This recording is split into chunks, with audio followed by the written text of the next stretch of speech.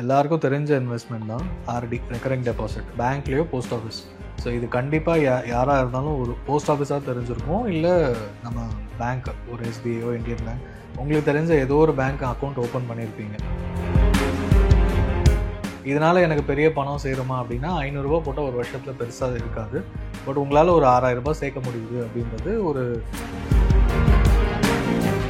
Income முக்கியம் இல்லை. But உங்களால் ஒரு 500 ருபீஸ் எடுத்து வைக்க முடியுமா? ஸ்டைஃபன் வாங்குறீங்கன்னா உங்களை டிபெண்ட் பண்ணி ஃபேமிலி இருக்காது அப்படின்ற சுச்சுவேஷனாக இருந்தாலும் சரி, நீங்கள் தான் ஏதோ ஒரு சப்போர்ட் பண்ணணுன்னாலும் சரி, மினிமலாக ஒரு அமௌண்ட் நீங்கள் வந்து இதை ஸ்டார்ட் பண்ணணும்.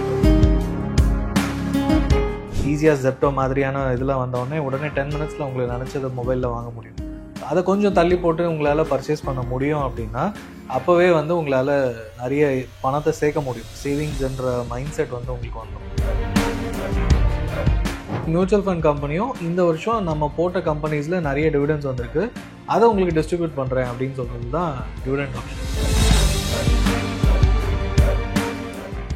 ஆதன் பிஸ்னஸ் நேயர்களுக்கு வணக்கம். தொடர்ந்து நம்ம சேனலில் மியூச்சுவல் ஃபண்ட், இன்வெஸ்ட்மெண்ட், ஃபினான்ஸ் இப்படி நிறைய விஷயங்களை பார்த்துக்கிட்டு வரோம். அந்த வகையில் இன்னைக்கு ஒரு லோ இன்வெஸ்ட்மெண்ட் ஸ்ட்ராட்டஜி மூலமா எப்படி தங்களுடைய வெல்த்தை பில்ட் பண்ணுறது அப்படின்ற பற்றி தான் இந்த வீடியோவில் டீட்டெயில்டாக பார்க்க போகிறோம்.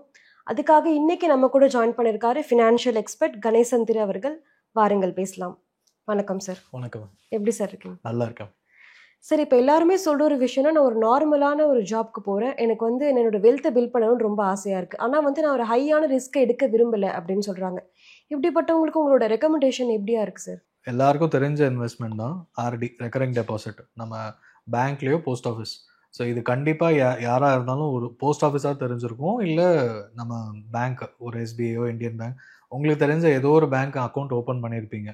அந்த பேங்க்கில் ஒரு ஆர்டி மாதத்துக்கு ஒரு 500 ரூபாயிலேருந்து உங்களால் பண்ண முடியும் அப்படின்னா அதுதான் பெஸ்ட்டு லோ இன்வெஸ்ட்மெண்ட் ஸ்ட்ராட்டஜின்னு சொல்லுவேன். இதனால் எனக்கு பெரிய பணம் சேருமா அப்படின்னா 500 ரூபா போட்டால் ஒரு வருஷத்தில் பெருசாக இருக்காது. பட் உங்களால் ஒரு 6000 ரூபாய் சேர்க்க முடியுது அப்படின்றது ஒரு உங்கள் தாட் ப்ராசஸ். நம்ம எல்லாமே ஹேபிட் தான். சின்ன வயசுலேருந்து ஒரு பல் விளக்குறது டிஃபால்ட்டாக பண்ணுற மாதிரி, இப்போ எழுந்தோடனே எந்த வயசானாலும் நம்ம அதான் பண்ணுவோம். எழுந்தோடனே என்ன பண்ணுவேன், அதான் பண்ணுவேன்.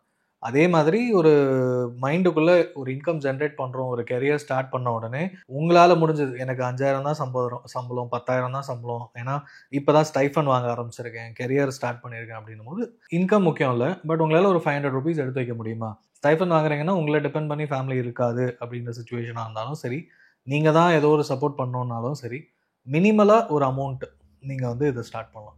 இதில் ரிஸ்க்கு கிடையாது. 6 மாதத்துலேருந்து 5 வருஷம் வரைக்கும் ஆர்டி கண்டினியூ பண்ணலாம். ஸோ குறைஞ்சது 6 மாதம் இல்லை அதிகபட்சமாக ஒரு வருஷத்துக்கு 500 ரூபாயிலேருந்து ஸ்டார்ட் பண்ணுங்கள். உங்களுக்கே வந்து ஒரு ஹேபிட் சேர்க்க ஆரம்பிச்சு, சரி இப்போ மந்த்லி போடுறோம், இது இன்க்ரீஸ் பண்ணலாமா, எனக்கு வேலை பெர்மனெண்ட் ஆனால் இன்னும் கொஞ்சம் இன்க்ரீஸ் பண்ணலாமான்னு தோணும். ஸோ இங்கே ஸ்டார்ட் பண்ணுங்கள். கொஞ்சம் கொஞ்சமாக உங்கள் மற்ற இதெல்லாம் நீங்களாகவே கற்றுக்க ஆரம்பிப்பீங்க. இப்போ லோ ரிஸ்க் இன்வெஸ்ட்மெண்ட்லாம் ஸ்டார்ட் பண்ணுறேன் அப்படின்றது எந்த மாதிரியான மிஸ்டேக்கள் சார் ஆரம்பத்திலே பண்ணுறாங்க? ஒன்று ஆரம்பித்து ஒரு 3 மாதம் கழித்து பணம் சேர்ந்துருச்சு, ஒரு அர்ஜென்ட்டாக தேவை வேணும் அப்படின்னா ஸ்டாப் பண்ணிவிடுவாங்க, கேன்சல் பண்ணிவிடுவாங்க. இல்லைனா ஒரு லோன் எடுக்கணும், இல்லைனா இஎம்ஐ கட்ட முடியல அப்படின்னா அதை எடுத்துருவாங்க. ஸோ எடுத்தோடனே இந்த மாதிரி மிஸ்டேக்ஸ் பண்ணாமல், இது வந்து என்ன ஆனாலும், என்னோடய சம்பளம் 10,000 ரூபானா ஒரு 500 ரூபாய் ஆர்டி போகுதுன்னா அது என்ன ஆனாலும் அதை கட் பண்ணக்கூடாது. ஸோ ஃபஸ்ட்டு நீங்கள் வந்து உங்களோட எமர்ஜென்சி ஃபண்டுன்னு சொல்லுவோம், ஒரு மாதத்துக்கு உங்களுக்கு 5000 ரூபாய் செலவாகுது மினிமலாக, ஸ்டார்டிங் ஸ்டேஜில் இருக்கவங்கள பேசுகிறோம், ஒரு 20-21 வயசில் அப்படின்னா, அந்த ஒரு 6 மாதத்தில் ஆன பணம் ஒரு 30,000 ரூபாயிலேருந்து 50,000 ரூபாய் சேர்க்குற வரைக்கும் நீங்கள் பிரேக்கே பண்ணக்கூடாது, அந்த பணத்தை போய் எடுக்கக்கூடாது. ஸோ அப்போ அதுக்கேற்ற மாதிரி உங்கள் லைஃப் ஸ்டைலில் பிளான் பண்ணிக்கணும். அந்த 6 months to 1 year இதை அக்யூமுலேட் பண்ணி வச்ச பிறகு அதுக்கப்புறம் உங்களுக்கு தேவையான ஃபோன் அப்கிரேட் பண்ணுறதோ இல்லை பைக் வாங்குறதோ அடுத்தடுத்த கட்டத்துக்கு போகலாம். அவசரப்பட்டு நம்ம லைஃப் ஸ்டைலுக்கு போயிட்டோன்னா அதுதான் லாஸ்ட் ப்ரையாரிட்டியாக இருக்கணும். என்னால் ஷேர் ஆட்டோவில் போக முடியும், இல்லைனா பஸ்ஸில் போக முடியும், மெட்ரோவில் போக முடியும், நிறைய ஆப்ஷன்ஸ் இருந்தோம். பைக் கன்வீனியன்ட் தான், இல்லைன்னு சொல்ல. பட் உங்கள் கெரியர் ஸ்டார்டிங்லேயே அது வாங்கிட்டீங்கன்னும் போது பைக் வாங்குறது பெருசு இல்லை. அதுக்கப்புறம் மாதம் போடுற பெட்ரோல், அதுக்கப்புறம் மெயின்டெனன்ஸு, டியூஸு, இது எல்லாமே வந்து கண்ணுக்கு தெரியாமல் அதிகமாகிடும். என்னால் சமாளிக்க முடியல, இன்கம் பத்தலைன்ற சுச்சுவேஷன் எல்லாரும் வந்துடும். ஸோ அதனால் பைக் வாங்குறது வந்து கொஞ்சம் தள்ளி போடுறது நல்லது. என்னோட லைஃப்லேயே பார்த்தீங்கன்னா என்னால் வாங்க முடிஞ்சிருக்கும், எங்கள் அப்பாவாலேயும் வாங்கி கொடுக்க முடிஞ்சிருக்கும். பட் ஆனால் 3 வருஷம் வெயிட் பண்ண வச்சார். ஷேர் ஆட்டோவில் தானே இருக்க, போயிட்டு வாங்கினார், பஸ்ஸில் போனேன். அதுக்கப்புறம் 3 வருஷம் கழிச்சு பைக் வாங்கினோன்னே நான் வந்து பூனே போகிற மாதிரி ஆயிடுச்சு வேலை விஷயமா. ஸோ பைக் வீட்டில் தான் சும்மா தான் இருந்தது. ஸோ அந்த மாதிரி ஒரு 3 இயர்ஸ் தள்ளி போடும்போது உங்களுக்கு அந்த கிராட்டிஃபிகேஷன் அப்படின்னு சொல்லுவோம் இங்கிலீஷில். ஒரு பொருள் உடனே என்னால் வாங்க முடியும், இஎம்ஐ இருக்குது, மொபைல் ஆப் இருக்குது, வாங்க முடியுன்றதை தாண்டி அதை வந்து ஒரு தள்ளி போடுது. அதுக்கு 3 வருஷம் இல்லை, அட்லீஸ்ட் ஒரு 6 months உங்கள் இன்கம் பில் பண்ணுற வரைக்கும். நான் இப்போது அட்லீஸ்ட் பெர்மனெண்ட் வந்து ஒரு 6 monthsல ஆகிடுவேன். அதுக்கப்புறம் அந்த மாதிரி தள்ளி போட்டிங்கன்னா உங்களால் யோசிக்க முடியும். இது எந்த பர்ச்சேஸாக இருந்தாலும் இதை நீங்கள் அப்ளை பண்ணிங்கன்னா இன்ஸ்டன்ட் கிராட்டிஃபிகேஷன். என்னால் பண்ண முடியும்னு உடனே பண்ணுறதை விட தள்ளி போட்டு வாங்குறது நல்லது. ஒரு இன்வெஸ்ட்மெண்ட் ஸ்ட்ராட்டஜியாக ஃபாலோ பண்ணலாம். ஏன்னா ஈஸியாக ஜெப்டோ மாதிரியான இதில் வந்தோடனே உடனே 10 minutesல உங்களுக்கு நினச்சதை மொபைலில் வாங்க முடியும். ஸோ அதை கொஞ்சம் தள்ளி போட்டு உங்களால் பர்ச்சேஸ் பண்ண முடியும் அப்படின்னா அப்போவே வந்து உங்களால் நிறைய பணத்தை சேர்க்க முடியும். சேவிங்ஸ்ன்ற மைண்ட் செட் வந்து உங்களுக்கு வந்துடும். இப்போ இருக்க 2025ல எந்த மாதிரியான லோ ரிஸ்க் இன்வெஸ்ட்மெண்ட் ஸ்ட்ராட்டஜி இருக்கு சார்? ஃபர்ஸ்ட் ஆர்டி ஆரம்பிங்க. உங்களுக்குன்னு ஒரு பில்ட் பண்ணிக்கோங்க. உங்கள் பேங்க் அக்கௌண்ட்டில் ஒரு 30,000-50,000 மினிமலாக வச்சுக்கோங்க. அதுக்கப்புறமா ஒரு இண்டெக்ஸ் ஃபண்டில் ஸ்டார்ட் பண்ணுவோம். இண்டெக்ஸ் ஃபண்ட்னா ஒன்றும் இல்லை, மியூச்சுவல் ஃபண்ட் ஒன்றுமே தெரியாது, பயமாக இருக்குது அப்படின்னு யோசிக்காமல் யார்கிட்டையும் கேட்காம நீங்களாவே பண்ணணும்னு நினச்சாலும் சரி, இல்லை ஒரு டிஸ்ட்ரிபியூட்டர் அட்வைசர் கிட்ட போனீங்கன்னா லோ ரிஸ்க் எனக்கு இண்டெக்ஸ் ஃபண்டில் மட்டும் போனாங்க, என்னால் ஒரு 500 ரூபாய் தான் ஸ்பேர் பண்ண முடியும், அதே ஆர்டி அமௌண்ட் தான் சொல்கிறேன் அப்படின்னா இது ஒரு 5 வருஷத்துக்கு கண்டினியூ பண்ணுற மாதிரி. உங்ககிட்ட எமர்ஜென்சி ஃபண்ட் இருந்தால் மட்டும்தான் இதை பிரேக் பண்ண மாட்டீங்க, இல்லைனா இன்வெஸ்ட்மெண்ட்டை பிரேக் பண்ணிடுவோம். ஸோ 500 rupees ஃபார் 5 years அப்படின்னு ஆரம்பிக்கலாம். ஒன்றுமே எனக்கு ஐடியா இல்லை, ஒரு 22-23 வயசு தான் ஆகுது அப்படின்னா. என்னன்னா இந்தியாவில் இருக்க டாப் 50 கம்பெனிஸில் டைரெக்டாக போய் ஒரு டிசிஎஸோ ரிலையன்ஸோ வாங்கினா மேபி ஒரு 2 வருஷம் வளராமல் இருக்கலாம், ஒரு 6 மாதம் குளோபல் கண்டிஷன்னால அந்த கம்பெனி ஸ்டாக் ப்ரைஸ் வளராமல் இருக்கலாம், நமக்கு புரியாது, நமக்கு டைம் இருக்காது, இல்லை தெரிஞ்சுக்க கிரீக் அண்ட் லாட்டின் மாதிரி இருக்கும் நிறைய பேருக்கு, அது படிக்கவே முடியாது, புரிஞ்சுக்க முடியாதுன்னு சொல்லுவாங்க. அதுக்கு பதில் டாப் 50 கம்பெனிஸ் டைவர்சிஃபைடு 50 கம்பெனியில் பிரித்து உங்கள் 500 ரூபாய் 50 கம்பெனியில் போட்டால் எப்படி இருக்கும், 2 ரூபா 10 ரூபா அப்படின்னு தான் கொஞ்சம் கொஞ்சமாக பிரித்து போடுவாங்க. அதை நீங்கள் பண்ண மாட்டீங்க, அந்த மியூச்சுவல் ஃபண்ட் கம்பெனி பண்ணிடும்.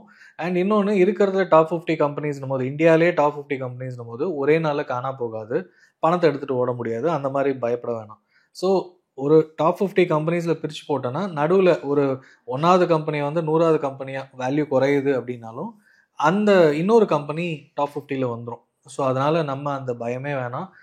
லாஸ்ட் ஒரு 30 வருஷமாக நிஃப்டி 50 இருக்குது, 40 வருஷத்துக்கு மேலே சென்செக்ஸ் டாப் 30 கம்பெனிஸ் இருக்குது. ஸோ இந்த இண்டெக்ஸில் போடும்போது 47 கம்பெனி இருக்குது. இது ஒரு பெரிய கான்ஃபிடன்ஸ் பூஸ்டராகவும் இருக்கும். 47 கம்பெனி மியூச்சுவல் ஃபண்ட் கம்பெனிஸ் இருக்குது, அதில் குறைஞ்சது ஒரு 25-30 கம்பெனி வந்து இந்த இண்டெக்ஸ் ஃபண்ட் வச்சுருப்பாங்க அப்படின்னு எடுத்துக்கிட்டா எல்லா இண்டெக்ஸ் இந்த நிஃப்டி 50 இண்டெக்ஸும் பார்த்தீங்கன்னா ரிட்டர்ன்ஸ் வந்து கிட்டத்தட்ட சேமாக தான் இருக்கும். 1 year 3 year 5 year 10 year. ஏன்னு பார்த்தீங்கன்னா எல்லாமே வந்து அதே 50 கம்பெனியில் அதே ரேஷியோவில் தான் பணம் போட போகிறாங்க, யாருமே மாற்ற போகிறது இல்லை.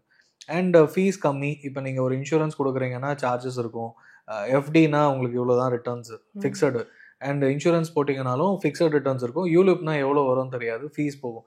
இதில் உங்களுக்கு ஸ்டாண்டர்டாக 14% 13% வச்சுக்கிட்டாலும் குறைஞ்சது 5 to 6 years ஒன்ஸ் உங்கள் பணம் டபுள் ஆக போகுது. ஸோ ஒரு யாராக இருந்தாலும் ஒரு இண்டெக்ஸ் ஃபண்டில் நீங்கள் உங்களுக்கு எதுவுமே தெரியல அப்படின்னா ஒரு மியூச்சுவல் ஃபண்ட், எஸ்பிஐ மியூச்சுவல் ஃபண்டோ ஐசிஐசிஐ மியூச்சுவல் ஃபண்ட் எது உங்களுக்கு தெரிஞ்சு சிட்டிக்குள்ளே இல்லை உங்கள் ஊரில் இருக்கோ அங்கே போய் எனக்கு இண்டெக்ஸ் ஃபண்டில் மட்டும் போடுங்க, எனக்கு நிஃப்டி 50ல் போடணும், எனக்கு அதை பற்றி எக்ஸ்பிளைன் பண்ணுங்கனாலும் அங்கே இருக்கவங்க எக்ஸ்பிளைன் பண்ணுவாங்க. ஸோ நீங்கள் மினிமலாக ஸ்டார்ட் பண்ணிக்கலாம். இப்போ டிவிடெண்ட் இடிஎஃப்ல எந்த மாதிரியான ரோல் சார் ப்ளே பண்ணுது இதில் இந்த லோ இன்வெஸ்ட்மெண்ட் ஸ்ட்ராட்டஜியில்? இடிஎஃப்னா இப்போ இண்டெக்ஸ் ஃபண்ட்ஸ் ஒன்றும், இடிஎஃப்னா டிமேட் வேணும். ஸோ இடிஎஃப் வந்து ஃபீஸ் இன்னும் பர்சன்டேஜ் கம்மி. இது 0.50% இண்டெக்ஸ் ஃபண்ட் சார்ஜஸ் எக்ஸ்பென்சஸ் அப்படின்னா இடிஎஃப் வந்து அதை விட இன்னும் கம்மியாக இருக்கும். ஸோ அதனால் இடிஎஃப் சொல்லுவாங்க. இன்னொன்று ஸ்டாக் மாதிரி ட்ரேட் பண்ண முடியும். 50 கம்பெனியை வந்து பிரித்து போட்டு மியூச்சுவல் ஃபண்டை சொல்லுவோம். அது இடிஎஃப் பொறுத்த வரைக்கும் ஒரு 50 கம்பெனிக்கான ஒரு ஸ்டாக் மாதிரி. சே ஐசிஐசிஐ நிஃப்டி 50 இடிஎஃப் அப்படின்னா ஒரு யூனிட்டை பை செல் பண்ண முடியும், டெய்லி மார்க்கெட்டில் பை செல் பண்ண முடியும். டிமேட் தேவை. ஸோ ஒரு பிகினராக இருந்தால் இடிஎஃப் விட இண்டெக்ஸ் ஃபண்டு பெட்டர். ஈஸியாக நீங்கள் டிமேட் தேவையில்லை, அண்ட் டிமேட் சார்ஜஸ் கொடுக்கணும் அதெல்லாம் தேவையில்லை, சிம்பிளாக இண்டெக்ஸ் ஃபண்டே யூஸ் பண்ணிக்கோங்க. அண்ட் டிவிடெண்ட்ஸ் பார்த்தீங்கன்னா நெக்ஸ்ட் ஆப்ஷன், அதாவது ஒரு மியூச்சுவல் ஃபண்டாக இருந்தாலும் டிவிடெண்ட் ஆப்ஷன்ஸ் உண்டு. அதில் வந்து உங்கள் பணம் வந்து ரெகுலராக வருஷம் ஒரு 6%, 7%, 9% வரைக்கும் அந்த கம்பெனி கொடுப்பாங்க. அண்ட் அது கம்பல்சரி கிடையாது, அதாவது கண்டிப்பாக டிவிடெண்ட் கொடுக்கணுன்றது கிடையாது. ஸோ மேபி அந்த வருஷம் கொடுக்கலாம், இல்லைனா பர்சன்டேஜ் குறைக்கலாம், இல்லை சேர்த்து வச்சு நெக்ஸ்ட் இயர் கொடுக்கலாம். ஸோ இது வந்து நீங்கள் இன்வெஸ்ட்மெண்ட் ஆரம்பிக்கும் போதே இது கம்பல்சரி இல்லைன்றது டாக்குமெண்ட்லேயும் இருக்கும். ஸோ அதனால் டிவிடெண்ட் ஆப்ஷனுக்கு போகிறதுக்கு பதில் க்ரோத் ஆப்ஷன் போகலாம். அண்ட் டிவிடெண்ட் வந்து இப்போ டிவிடெண்ட் இருக்குது, IDCW income distribution capital withdrawal சொல்லிட்டு. ஸோ பணம் எல்லா கம்பெனியும் பார்த்தீங்கன்னா ப்ராஃபிட்ஸ் நிறைய ஆகுது அப்படின்னும் போது ஒரு போர்ஷனை என்கிட்ட யாரெல்லாம் முதலீடு பண்ணியிருக்காங்களோ அவங்களுக்கு தந்துடுறேன், டிவிடெண்ட்னு சொல்லுவாங்க, எக்ஸ்ட்ரா ப்ராஃபிட். ஸோ அந்த மாதிரி மியூச்சுவல் ஃபண்ட் கம்பெனியும் இந்த வருஷம் நம்ம போட்ட கம்பெனிஸில் நிறைய டிவிடெண்ட்ஸ் வந்திருக்கு, அதை உங்களுக்கு டிஸ்ட்ரிபியூட் பண்ணுறேன் அப்படின்னு சொல்கிறது தான் டிவிடெண்ட் ஆப்ஷன். ஸோ அதனால் டிவிடெண்ட் ஆப்ஷன் போகிறதுக்கு பதில் ஆஸ் அ பிகினர் இன்னொன்று 25 வயசு 45 வயசு வரைக்கும் உங்களுக்கு ரெகுலர் பணம் தேவையில்லை, உங்கள் போட்ட பணம் வளரணும் அப்படின்றது தான். ஸோ டிவிடெண்ட் ஆப்ஷன் வந்து சூஸ் பண்ணாமல் க்ரோத் ஆப்ஷன்னு சொல்லுவாங்க மியூச்சுவல் ஃபண்டில், அது சூஸ் பண்ணால் அடுத்த 10-15 வருஷத்தில் உங்களுக்கு பணம் இன்னும் வளரும். ஸோ இடிஎஃப்க்கு பதில் இண்டெக்ஸ் ஃபண்டே போங்க. இடிஎஃப் வந்து டிமேட் வேணும், அதுக்கப்புறம் உங்களுக்கு ப்ரூஃப் ஜாஸ்தி, அதுக்கப்புறம் அந்த டிமேட்டை மெயின்டைன் பண்ணணும். அதனால் ஒரு as a beginner index fund போங்க, டிவிடெண்ட் ஆப்ஷனுக்கு பதில் க்ரோத் ஆப்ஷன் போங்க, உங்களோட ஃபியூச்சருக்கு இது ரொம்பவே நல்லாயிருக்கும். ஓகே சார், இப்போ வந்து வெல்த் பில்டிங் ஜேர்னி அப்படின்னு எடுத்துக்கிட்டா பில்லியனர்ஸ் மில்லியனர்ஸ் ஆக இருக்கட்டும் நிறைய வந்து ஸ்ட்ராட்டஜி யூஸ் பண்ணியிருப்பாங்க. இப்போ அவங்க சொல்கிற ஒரு ஸ்ட்ராட்டஜி எல்லாராலையும் காப்பி பண்ண முடியும்னா அது எந்த மாதிரியான strategy sir? Living below means அதுதான் வந்து ஈஸியாக ஃபாலோ பண்ணக்கூடியது. இப்போ வந்து பணம் வச்சுருக்க வந்து நீ உன் தகுதிக்கேற்ற மாதிரி வாழ்ந்துக்கோ அப்படின்னு சொன்னால் அது ஏதோ நமக்கு ஹார்ட் ஹிட்டிங்காக இருக்கும். அது என்ன தகுதிக்கேற்ற, என்னால் வாங்க முடியாதா, பண்ண முடியாதான்னு. ஏன்னா அவங்களே பெரிய பெரிய ஆளுங்களே இப்போ பணம் வச்சுருக்கவங்களே பார்த்தீங்கன்னா அவங்களால ஒரு போர்ஷோ, மெர்சிடிஸ் பென்ஸோ இல்லை எதுவும்னா வாங்க முடியும். பட் அவங்க வந்து ஒரு நார்மல் எக்ஸ்யூவி ஓட்டிகிட்டு இருப்பாங்க. பிகாஸ் அது வந்து அதிக ரேட் ஒன்று, அதுவும் இதுவும் பெரிய டிஃப்ரென்ஸ் இல்லை, அண்ட் அவங்க தேவை அது வந்து ஒரு ஸ்டேட்டஸ் சிம்பிளாக அவங்க யோசிக்கல அப்படின்றது தான். என்னால் அதை விட எக்ஸஸாக பணம் இருக்குன்னும் போது நான் வந்து எக்ஸ்ப்ளோர் பண்ணலாம் கார்ஸும். இப்போ நம்ம வந்து என்ட்ரி லெவலில் இருக்கும் போதே நம்ம வந்து எனக்கு வந்து ஆல்டோவோ இல்லைனா செலரியோ இல்லைனா பேசிக் மாடல்ஸ் ஒரு ஹேட்ச்பேக் வாங்கக்கூடிய லெவலில் இருப்பேன். பட் நான் வந்து ஒரு எக்ஸ்யூவி அதை விட டபுள் ரேட்டுக்கு போய் எக்ஸ்யூவி வாங்குகிறேன், நெக்ஸ்ட் லெவல் வாங்குகிறேன், இல்லை பெரிய லெவல் செடான் வாங்குறேன்னா நான் வந்து ஷோ ஆஃப் பண்ணுறேன், கண்டிப்பாக இஎம்ஐயில் பே பண்ணுவேன். அண்ட் அப்போ வந்து நான் என்னோட மீன்ஸ்க்கு கீழே இல்லாமல், என்னோட சம்பாத்தியத்துக்கு கீழே இல்லாமல் அதிகமாக ஆசைப்படுறேன்னு அர்த்தம். ஆசைப்படுறது தப்பு இல்லை, பட் அதுக்கேற்ற மாதிரி உங்கள் இன்கம் இன்க்ரீஸ் பண்ணிட்டீங்கன்னா ஃப்யூச்சர் பயம் இல்லாமல், ரிஸ்க் இல்லாமல் இருக்கும். ஸோ நிறைய பேர் வந்து income 4 lakhs per month 5 lakhs per month earn பண்ணுறவங்கள பார்த்து நம்ம வந்து அவ்வளோ ஏர்ன் பண்ணுறான் அவனுக்கு என்னன்னு சொல்லுவோம். பட் ஆனால் அவங்க வந்து அதுக்குள்ளே நிறைய சேவ் பண்ணி இன்வெஸ்ட்மெண்ட் பண்ணாங்கன்னா பிரச்சனை இல்லை. பட் அவங்க வந்து கடன் வாங்குறாங்க, மிகப்பெரிய ஃப்ளாட்ஸ் வாங்கி நிறைய இஎம்ஐ கட்டுறாங்க, அதுக்கேற்ற மாதிரி கார் வாங்கி இஎம்ஐ கட்டுறாங்கன்னா அவங்களும் கஷ்டத்தில் இருக்காங்க. பட் ஃப்யூச்சர் இன்கம் வரும்ன்ற நம்பிக்கையில் நிறைய கடன் வாங்கிட்டே இருக்காங்கன்னு அர்த்தம். ஸோ யாராக இருந்தாலும் அவங்களோட லிமிட்டுக்குள்ளே வழங்குறாங்க. அதாவது மந்த்லி இன்கம் 1 லட்சம்னா ஒரு 50-60,000க்குள்ளே அவங்களால எல்லாத்தையும் முடிச்சுட்டு மீதி இன்வெஸ்ட்மெண்ட் பண்ண முடியுதுன்னா அந்த லைஃப் ஸ்டைலை அவங்களால மெயின்டைன் பண்ண முடியும். சப்போஸ் வாங்குறதும் எக்ஸ்பென்சஸும் 1 lakh வாங்கி 1 lakh போகுது அப்படின்னா விச் மீன்ஸ் அது வந்து அவங்களால ப்ராப்பராக சேவிங்ஸ் அண்ட் இன்வெஸ்ட்மெண்ட் பண்ண தெரியல. இப்போது பெஸ்ட் எக்ஸாம்பிள், சின்ன வயசில் நம்ம அதாவது கெரியர் ஸ்டார்டிங்கில் 20-30,000 15-20,000 ஆரம்பிப்போம். 50,000 ஆனால் எனக்கு பிரச்சனை தீர்ந்துரும்னு யோசிப்போம். பட் 50,000 வாங்கும்போது கண்டிப்பாக ஒரு சூப்பர் பைக்கோ இல்லைனா ஒரு காரோ வாங்கி அந்த 50,000த்துக்கான எக்ஸ்பென்சஸ் டேலி ஆகிடும். 1 லட்ச ரூபாய் ஆகும்போது அந்த 1 லட்ச ரூபாய்க்கான எக்ஸ்பென்சஸ் டேலி ஆகிடும். நீங்கள் எவ்வளோ சம்பளம் வாங்கினாலும் 10,000 15,000 உங்களால் ஒரு 5-10% பேர் மினிமம் எடுத்து வைக்க முடிஞ்சால் அது முன்னாடியிலேருந்து ப்ராக்டிஸ் பண்ணிட்டீங்கன்னா பிரச்சனை இல்லை. கண்டிப்பாக சார். இப்போ லாஸ்ட்டாக பார்த்தோம் அப்படின்னா, இப்போ ஒரு பிகினராக இப்போ ஒரு வெல்த் பில்டிங் ஜேர்னி ஆரம்பிக்கிறாங்கன்னா இந்த ஹேபிட்டை வந்து நீங்கள் கண்டிப்பாக வச்சுக்கணும் அப்படின்னா ஒரே ஒரு ஹேபிட் என்ன சார் சொல்லுவீங்க? நான் வந்து ரிச் ஹேபிட்ஸ்னு ஒரு புக்கு படித்தேன். அதில் வந்து ஒரு 10 ஹேபிட்ஸ் சொல்லியிருப்பாங்க. எல்லாம் பெருசாக இல்லை, இன்வெஸ்ட்மெண்ட் ஸ்ட்ராட்டஜிஸ்லாம் இல்லை. நம்ம வந்து ஹானஸ்ட்டாக இருக்கணும், ஆத்தென்டிக்காக இருக்கணும், இந்த மாதிரி ஒரு 10 விஷயங்கள் எக்ஸாம்பிள்ஸோடு கொடுத்துருப்பாங்க. அந்த மாதிரி நம்ம லைஃப்பில் வேல்யூஸ் அதுதான் முக்கியம்னு சொல்லுவேன். இப்போ டூரிஸ்ட் ஃபேமிலியில் சொன்ன மாதிரி அவனுக்கு வேலை கிடைக்கிறதுக்கு முக்கிய காரணமே பார்த்தீங்கன்னா, அப்போ நான் ஹானஸ்ட்டாக இருக்கேனான்னு தெரியறதுக்கு தான் இந்த 1 week இதுவா அப்படின்வாங்க. அவர் வேறு எதுவுமே சொல்ல மாட்டார், சம்பளம் கொடுத்துருவார். ஸோ அது மாதிரி உங்களுக்கு வந்து பேசிக்காக ஸ்கூல்ஸில் சிவிக்ஸு ஹிஸ்ட்ரிலாம் இருக்கும், அதில் வந்து பேசிக்காக ஹானஸ்டி ஆத்தென்டிசிட்டி இதெல்லாம் ஃபாலோ பண்ணோன்னு சொல்லுவோம். ஸோ அந்த மாதிரி நீங்கள் பேசிக்காக ஃபாலோ பண்ணி உங்கள் ஸ்கில்ஸை இம்ப்ரூவ் பண்ணிக்கோங்க.